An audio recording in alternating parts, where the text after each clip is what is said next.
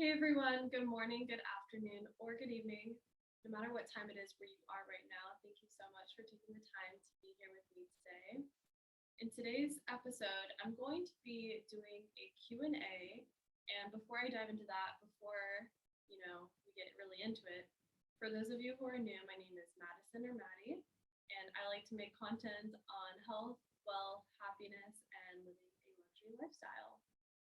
So along with that comes education because I believe in education so much.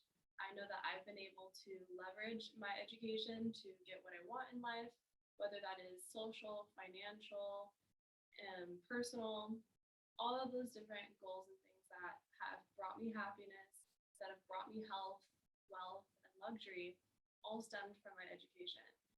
And obviously, it takes many forms.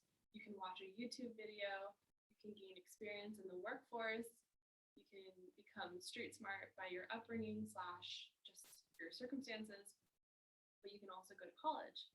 And I think college is like one of those unlocks that I've discovered for me because in my background, I didn't have a lot of money to begin with.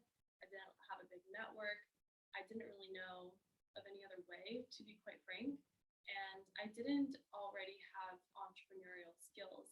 I didn't already have an idea of what I wanted to do to just go and do it. But I think that college provided a nice buffer room to expose me to a wide range of things, to a wide range of people and ideas that allowed me to kind of piece together what I like and don't like and then go from there. So without further ado, this Q&A is going to be, was going to college worth it?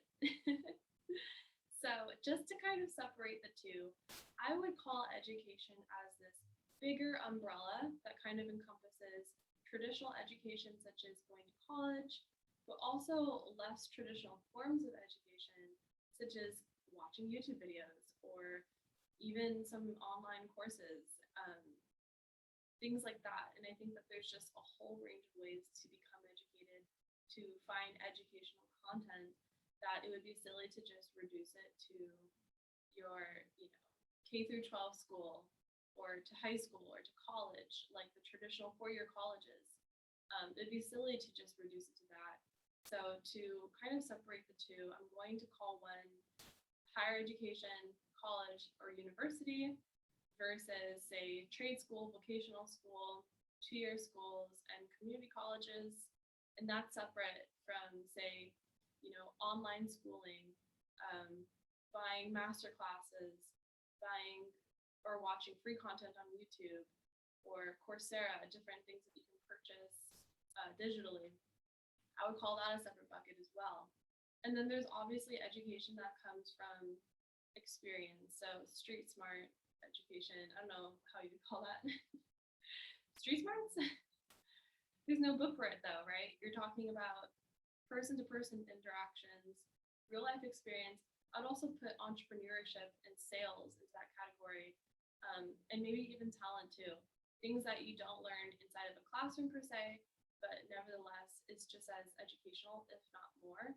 They say that life is the greatest teacher. So under this entire umbrella of education, there's these different buckets. So I just want to account for different forms that it can take. But in this specific context, right, I'm going to be discussing was going to a traditional four-year college worth it or not? So first question, when did you know that you wanted to pursue college? Did you ever have doubts about the whole thing? So actually, I knew that I wanted to go to college from a young age. I knew from the time that I was probably in around 4th, 5th, 6th grade that I wanted to pursue college. And I never really had doubts in my mind that I would at least achieve my bachelor's degree. I remember that my brother was in the car with me one day, and he was basically telling me that I was in middle school. And he was telling me that, you don't have to try so hard because I was really about my academics even in middle school. Like, although it didn't count towards my college, I wanted to still get the grades in middle school because I knew that if I can do this, then I can do high school and I can excel in my high school years too. So I wanted to build the habits. I wanted to build the mindset and the mentality, even from a young age in middle school, because I knew that I would have to do this in high school anyways. So yeah, like you could argue I could save myself the time, energy, and burden, and take it easy. But I knew that I needed that momentum and I needed to get my mind right and my habits right. So I never had doubts about the entire thing.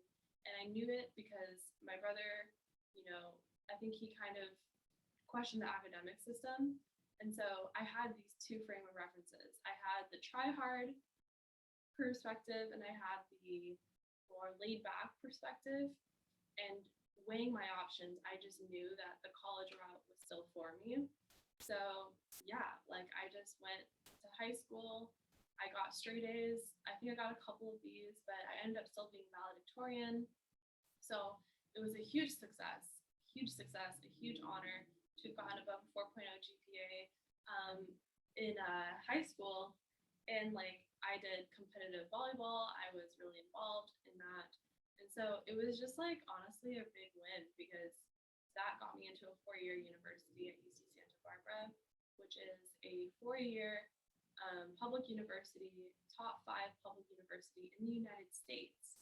And it's a large university. We have around 26,000 students, including the grad student population. Most of it is undergrad. We do a lot of research. We're one of the top research universities. We have a lot of funding through the University of California system because under the UC system, I think there's about 10 campuses in California and they're all public. Obviously, UCLA is a really big name. UC Berkeley is another big name. But I would argue that UC Santa Barbara is probably third to that. And if you look at it, right, the whole public school system in the US, we're number 5. So that says something. And this is as of 2022. So just to throw that in there. I don't know what 2023 is going to look like. But that's my long drawn out answer for that. Next question. What are the benefits of going to a larger university versus a smaller college or even trade schools and community colleges? So like I mentioned earlier, the distinction between a large university versus a smaller college or trade or a community college is that a large university is typically going to be 4 years. It could be private or public, though public typically has larger student populations. And a smaller college is going to be smaller class sizes. I'm not really sure what you would call the actual student body population to qualify as small, but it's usually private as well. You can get scholarships and things like that, but you're not supported federally or by the state, financially speaking. And trade school is going to be likely a 2-year or less program. And that 2-year program is for very specific trades, such as, being an HVAC technician, being a medical assistant, becoming a registered nurse even. But say if you went to do nursing at a 4-year university, you get your bachelor's of science in nursing, which is going to be higher paying than say a trade school where you are a registered nurse or a nursing assistant, but you're not able to pursue your bachelor's at that place. So the benefits of going to a larger university for me is just the fact that you're able to advance to a bachelor's if you want, and even a master's if that is something that you're looking for. If you go to a trade school or a community college, you're only going to have 2 years and you're going to have to figure out how you're going to transfer into a 4-year school. So while you're going to be able to save money and you'll be able to take more of like this baby half step, you're not going to be able to as easily pursue your bachelor's because you're going to have to reapply to college. But there are many transfer programs that makes this super doable. There are many places in which you can easily transition from a 2-year or a community college into a 4-year. And the process is typically within a network of people who incentivize students to do just that. There are many tracks and programs that you can research and look into that are specifically designed for people to find the last 2 years, their junior and senior years of college at a university. And so there are many people who can help with that. Career services is typically where you would go. But anyways, that's basically the difference is the level of education you can achieve. So at a university, it's just much easier to get your bachelor's as well as a master's if that's what you're looking for. And you might even be able to cut down that time. So one thing that I did is, if you want to get a master's, you can do it in 5 versus 6 years by researching ahead of time, knowing what you want to do ahead of time, and then setting up your curriculum at your university so you can achieve it in that time frame. While I don't have a master's, I actually achieved my bachelor's in 3 versus 4 years by taking summer quarters, talking to the career services, talking to my advisor. My film major has an advisor, and so I talked to him to specifically lay out a plan for me to graduate in less time. And the reason I did that was from life circumstances. I had plans that I wanted to do. Didn't work out, but I also was able to probably save a little bit of money by doing it in less time. So in that way, you can design and have a lot of flexibility within your university, but you can still do that even if you're coming from a 2-year or a community college or a trade school. Okay, so the third question is, where did you get accepted into college? So I got accepted into 9 out of the 10 schools that I applied for. The only one I didn't get into was UC Santa Cruz, but I honestly think that it's not from my merit or academic ability. I believe it's honestly for different reasons entirely. So the schools that I got accepted into was San Diego State University, University of Oregon. I applied to, I think, Linfield, which is a private one. I applied to another private university in Oregon. I applied to UC Santa Barbara, which I got into.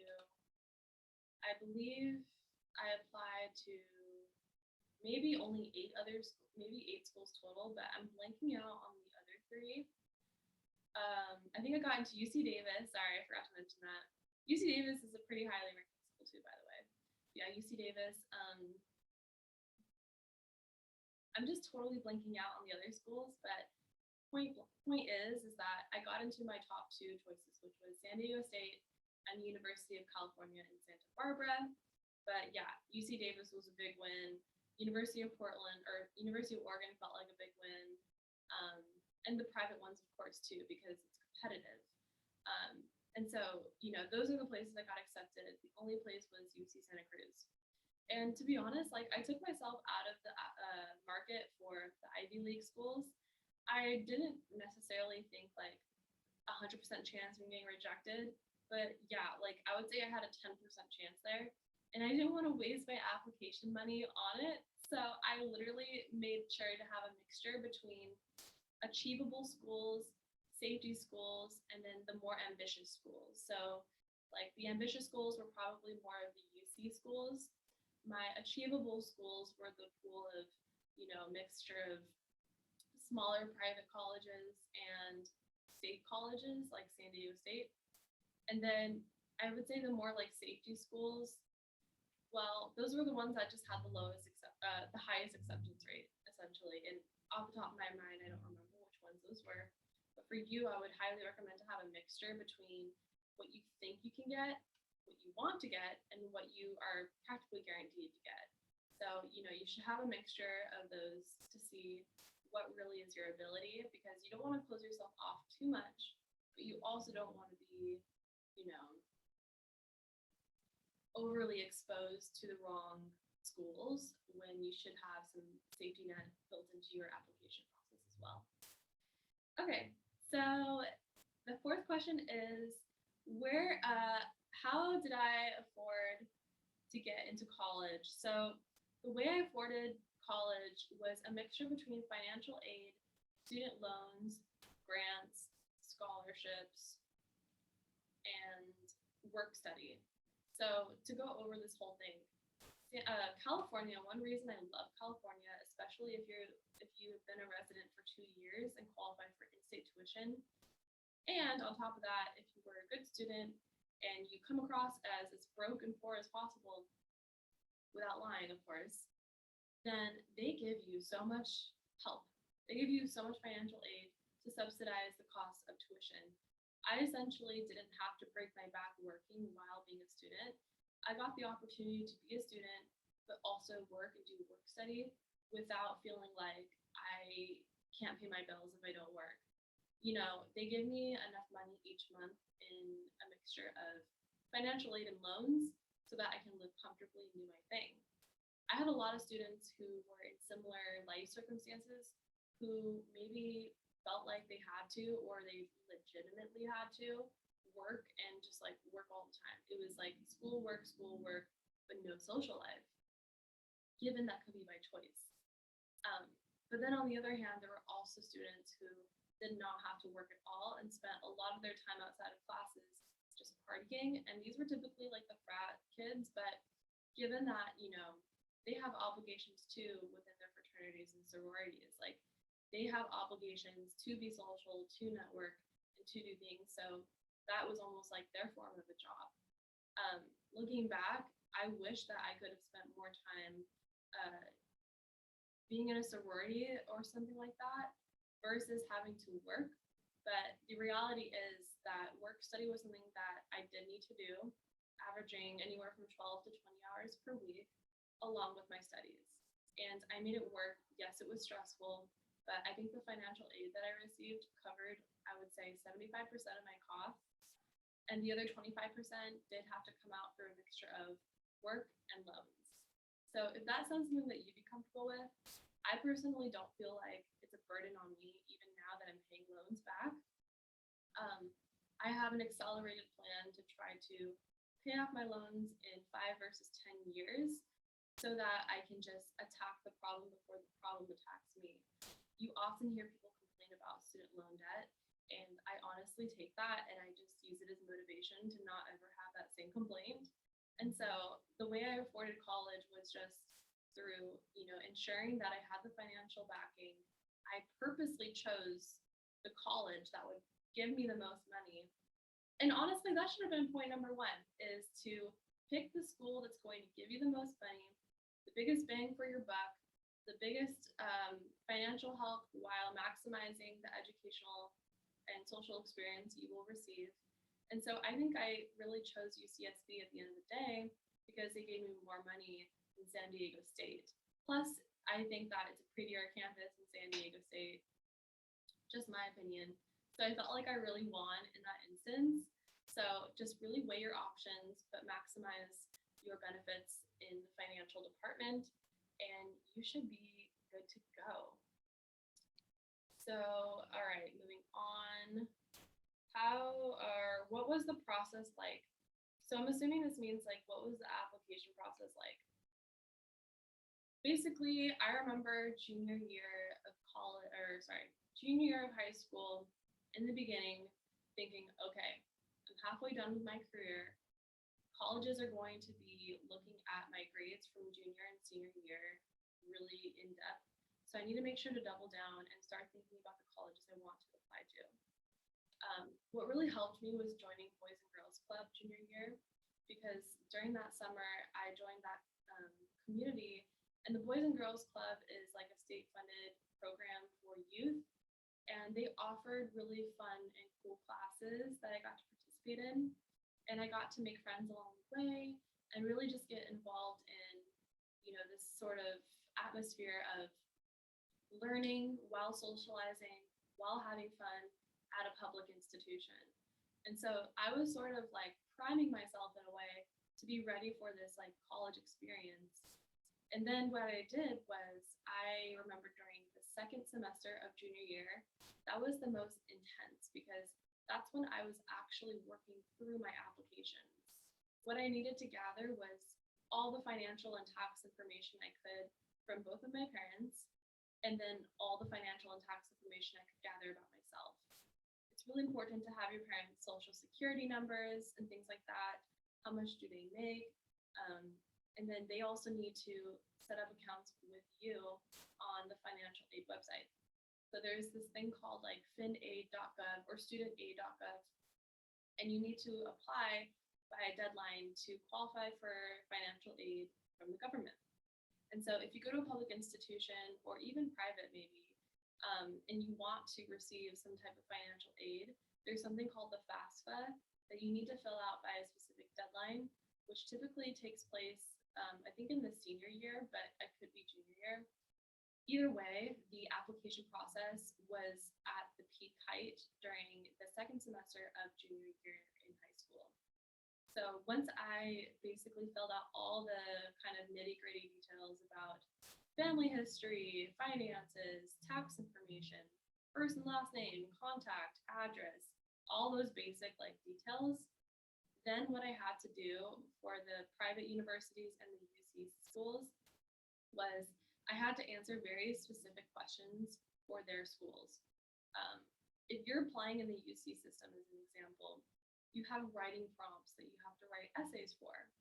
I believe there might be anywhere from 2 to 4 essays in total that the college admission reps will read and then basically judge your merit off of.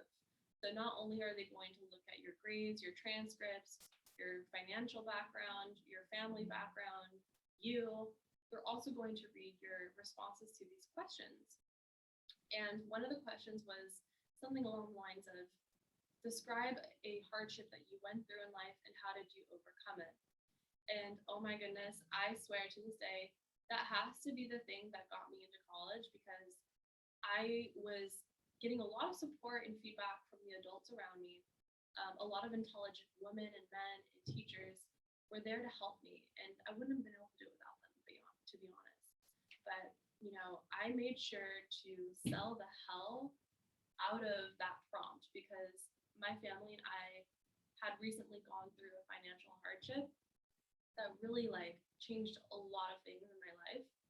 And I was able to leverage that hardship to ultimately position myself as someone who is not only smart enough, but also worthy enough and is in need. I put myself in a state of need, because when you have two highly successful academic students and one basically has everything and the other is in deep need and poverty, you're going to go, if you are a person who, thinks about these things and values these things, and you might go with the person who's more in need, because the person who has everything already, they're fine, they don't need this as much. But you can make a huge impact and a big change, and in effect, that looks good on the school as well. If I go off to be successful later on, that they took me in.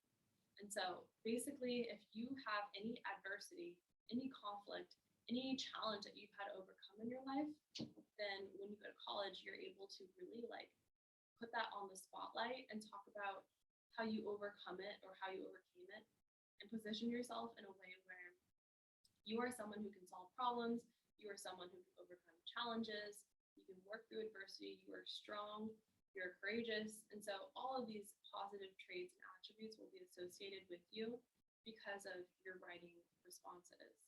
And so whether or not you even have good grades, I would really recommend to make sure that you are able to tell your story, and that you have a beginning, a middle, and an end. And you start off with how tragic things were and then how you overcame it by the end. So number 6 or I guess I should finish that. So what was the process like? That was it. The writing process felt like so much of the process, because then once you send off your applications, all you're doing now is waiting and receiving answers, waiting and receiving answers. So it's just this all day long. And then once you finally get responses from everybody, you can choose to give an early response, or you can give your response at, the appropriate window. And it's usually the same for everyone. Once you do that, then your position at that campus is essentially secured, and you don't have to do anything else. But the hardest part is just applying. But once that kind of happens, then from there, all you're doing is waiting to receive responses for you to then decide, okay, now that I have a yes from you and a yes from you and a yes from you and a no from you, who do I want to go with? And then, you get to choose. But first, the admissions people have to choose you, and then you can choose them. So the 6th question is, did I enjoy my time in college? And the answer is a mixed bag. Honestly, I am the type that enjoyed high school more, and I know it's the reverse for a lot of people. In high school, some people complain about bullying, about not fitting in, about being awkward. But for me, like that kind of felt like college. Like I felt like my high school was easy breezy, beautiful. Then I went to college and shit hit the fan. I realized like how different everyone else was from me and how different my circumstances were from the person next to me. And then it made me feel really insecure and small and quiet. I was just incredibly introverted and incredibly like just like overly focused and obsessed with a very specific few things, but I wasn't able to really like broaden my horizons and feel like really involved in the community in the ways that I had hoped because I was so hung up on the issues that I was currently undergoing. For example, right, I was going through a really tough time because I was broke, my family, took a big loss, we were in poverty, it was really hard, and I had to be the one to make it in my family. So I was just coping with that new reality as I was entering university. The second thing was I was in a relationship with someone that I was really kind of like trying to level up for. And that leveling up process was extremely difficult because I was confused and insecure. I wasn't really able to differentiate between where I had power versus where it was okay to give away my power. And so that power dynamic in that relationship was even at times, uneven at other times, and it created a lot of instability in my emotional life. And so being emotional, I was trying to look for control in so many different shapes and forms. So I ended up becoming really into nutrition because coming into college, I knew that I wanted to lose just a little bit of weight. Everyone around me was super fit. People like to be outdoors, they like to be active. And Santa Barbara was just full of beautiful people. So I was like, okay, at least I can work on my nutrition slash fitness, right? Yeah, so instead of gaining the freshman 15, I lost 15 pounds. That's what I chose to do. But that kind of turned into like an extreme mentality of like, oh shit, now I have to keep this up because sometimes you run into achievement and then you start thinking like, oh crap, now I gotta keep this going. I gotta keep the weight off. I gotta keep these extreme habits going. When in reality, you don't have to do that. But I was confused. I didn't know how to differentiate between when you go too far. And so I kept losing weight, but then I got frustrated with myself. I lost that mind body connection to myself. I didn't know if I was hungry or not hungry. I couldn't tell if it was okay to eat or if it wasn't okay to eat. And coupled with the poverty in my family and the relationship I was having, I just basically turned into a bitch. I was just a bitch who was lonely, who was bored, who didn't know how to expand. I just kept restricting myself and making myself smaller. So during this, that's the backdrop, right? That's the context. But during this, I also, got decent grades, got above a 3.0, but nothing like my high school days. I didn't do sports like I did in my high school days, but I was super educated about nutrition, super passionate. I worked 2 jobs, one of which was an internship in nutrition. I really did apply myself. I did more clubs, organizations, volunteer work. I got to work for my university. So I did a lot of things, right? Like I still was involved. I still had my head in the game. It was just spiritually speaking, I was all types of whack. Like I just didn't really find that groove and that like feeling of contentment that I did in high school. And so while my experience is pretty contrary to what most people in college get to do, I know that there's a population of you out there who can relate to that. Let's say you're in high school and that's how you feel right now. Well, maybe my high school and your high school are just flipped and reversed because if you enjoyed college and I didn't, then that just goes to show that it's different for everyone. And so no judgment there. However, I would say that now that I'm on the other side of everything, I'm super incredibly blessed from college because you enter the real world and you realize just how much richness there was in college. Like it's so enriched with resources, with people, with education, with all types of things, and you really feel like the sky's the limit. And so I'm super blessed to have gone there because I think it opens up your perspective too. So if you come from a place where maybe there's like more poverty, more hardship, more lack of education, and you go to college, then you'll probably have a more eye-opening experience. For me, I had that. I was just sort of preoccupied with my own mental state. But there are counselors and therapists and people on campus for you as well if you run into those situations. So I don't want to say this to scare you, but I think that the more hardships you put yourself through, the more unnecessary stress you're going to experience. So I would definitely recommend cutting down and reducing your stress anywhere and everywhere possible so you can just focus on school and just focus on like whatever internship you would like to get to further you in your career. And then number 7, if you could go back to college again, what would you do differently? I love this question because if I could go back to college, I would be serious about not getting into a relationship too early on, because I think that actually hijacked my experience, because I'm the type of person who likes to focus on the people I'm dating, but I end up neglecting some of my friendships along the way because I don't have enough social battery to do both. So I have to be selective, but had I known that going in, that it would unfold in such a way, then I would have just joined a sorority and said, screw it, I'm going to stay single. Because then I could also get the friendships, the connections, the network, and the built-in structure that I so lacked. So that's another thing, is you lack structure unless you create it. So if I could go back to college, I would say that I would probably have chosen either a harder major that could have served me like in economics or math or science even from the get-go, because I had thought about this, but I was already like a year into my degree and I just wanted to commit all the way. So I decided to continue my path with film and media, but had I had more foresight, then I might have gone into more of a STEM major. However, that's also what everyone does. So you want to be different. You want to do what's right for you.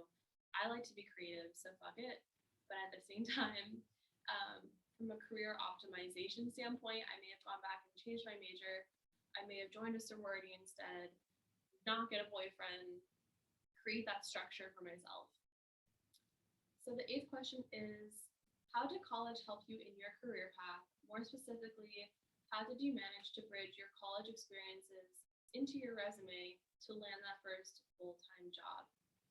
So this is a really good question, because I think that there is actually a big disconnect in today's college experience between getting the degree versus getting the career that you're wanting to get. Because sure, you can go to college for STEM and then become a researcher, or you could, work in a clinical setting. You could pursue a master's. You can do all types of things. You could seamlessly go from economics degree to accountant or whatever. And at a trade school, it's even more of a direct path because you're going to be highly specialized.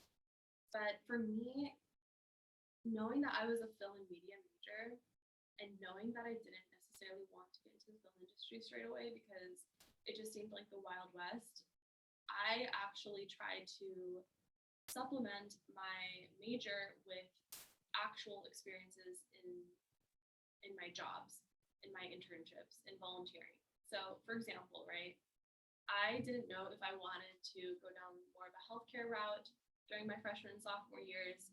And so what I did was I deliberately intended to continue film and media major, but supplement that with a minor in science communications, and then also work as an intern for the Department of Health and Wellness, do marketing for the Department of Recreation, be the health and wellness chair, and really just be in that space and see, do I like this?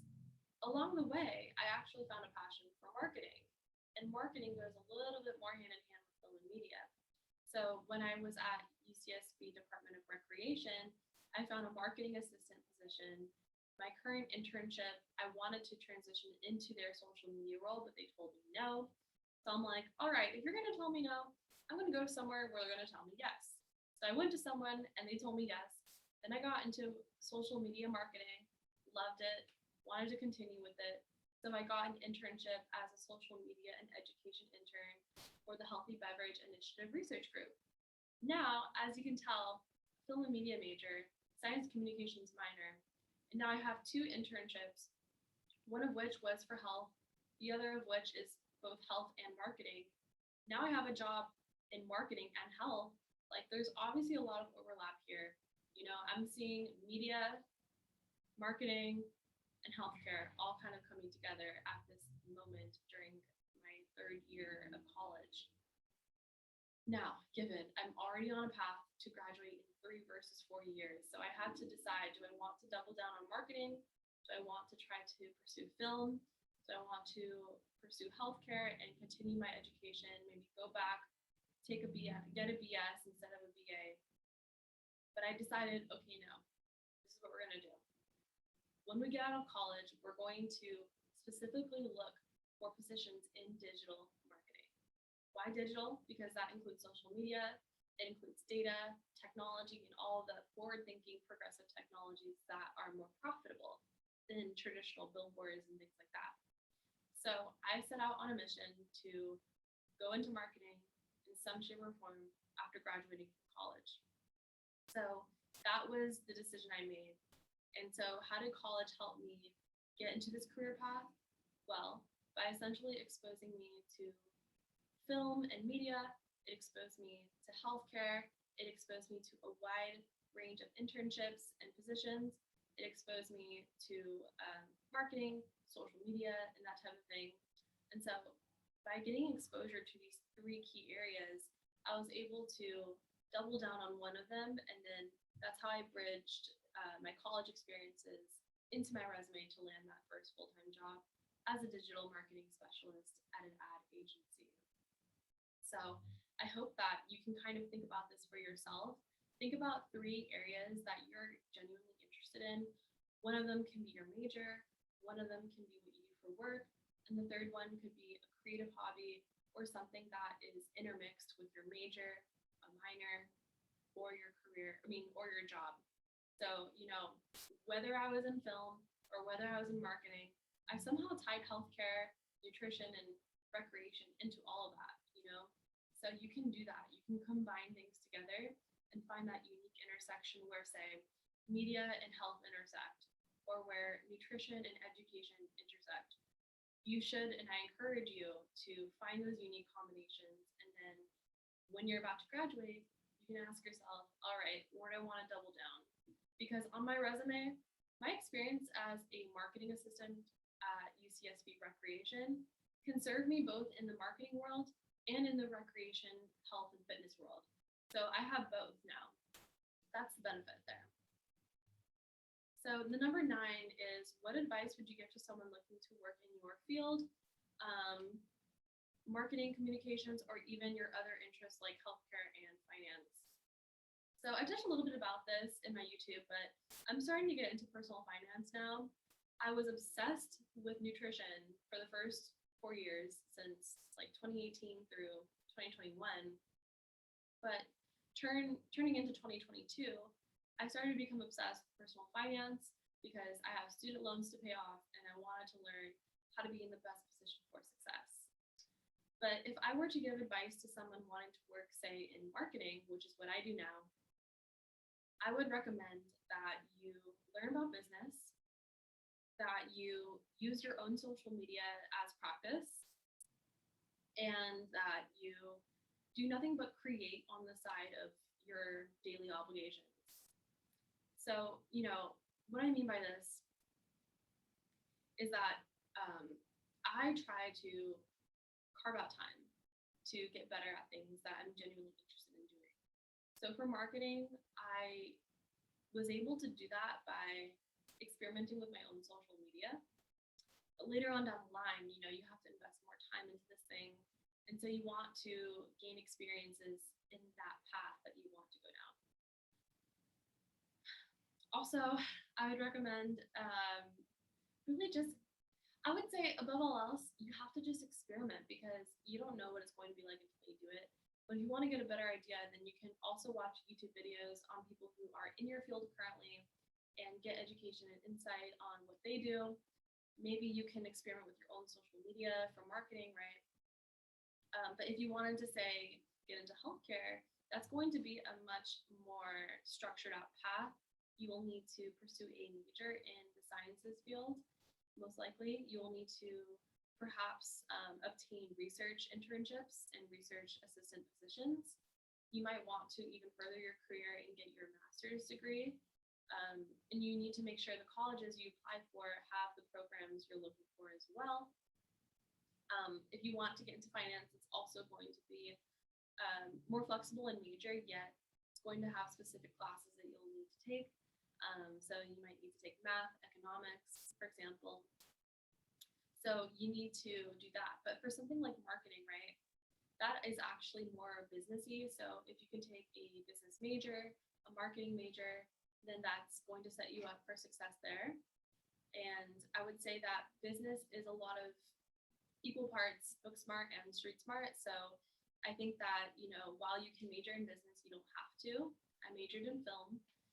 And the second thing is just to gain experiences in that field, talk to people, watch videos about it, learn about it, and use your own assets, your own community, your own tools, your own platforms, technologies, your own whatever to experiment with and create something of your own. But with that, those are all of my answers to was going to college worth it? So I think that after answering all of this, as hard as it was, as much as I wish I could redo it, as much as it didn't end up being this perfect linear progression from freshman year through senior year, I think college was 100% worth it because I feel like I've just gained so much perspective. I learned so much about myself. I understood how I behave, meaning what is it I truly care about, expectations versus realities. It's a self-reflexive process. You learn so much, and it's so necessary, in my opinion, as a way to network and just sort of see the broader world for what it is outside of your hometown. And so if you get the opportunity, or if you even think you want to go to college, I say just go for it. Just make smart financial decisions as much as possible and realize that you could argue one way or another. It really just depends what your goals are. So if your goals are to be a high-level executive, you probably want to go to college, or at least go to a 2-year and then work on a business to be successful that way. It's whatever feels good for you, but also just knowing the reality of the world is that we're not quite there yet, in which college isn't necessary. So until it's quote unquote not necessary anymore, I think going to college is for sure worth it. And I really hope and pray that each and every one of you pursuing higher academic and higher positions in your lifetime will have the best of luck applying and getting into the college of your dreams. So with that, my name is Maddie. Thank you so much for watching/listening. I hope that you got a lot of value out of this. I should do another Q&A soon, but until then, it's good for now. Be sure to listen to my previous episodes and also follow me on social media at MADIFUJ. That's MADIFUJ across most social media. Again, my name is Maddie, and I hope you all have